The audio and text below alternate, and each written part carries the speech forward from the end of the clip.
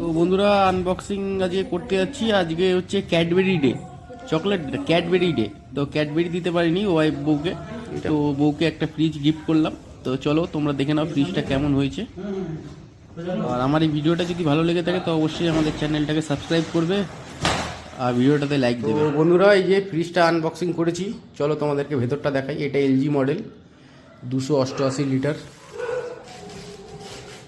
এই দেখো বিশাল জায়গা, ঠিক আছে।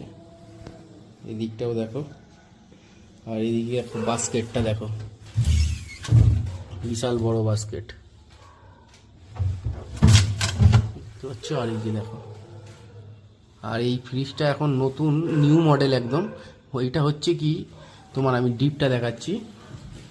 ডিপটা হচ্ছে এই যে, এখানে যেমন বরফ তৈরি হবে, ধরো কোনো অনুষ্ঠান যদি বাড়িতে কোনো অনুষ্ঠান হয় এবং খাবার দাবার যদি বেঁচে যায়, তো তোমরা এই ডিপ ফ্রিজেও রাখতে পারবে। সেটা নর্মাল টেম্পারেচারে করেই আর কি। এই যে সুইচগুলো এখানে দিয়ে দিয়েছে, এই সুইচগুলো টিপলে পরেই হোল্ড 30 সেকেন্ড লেখা আছে, ঠিক আছে। এই সুইচগুলো টিপলে পরেই তোমার এখানে নর্মাল হয়ে যাবে।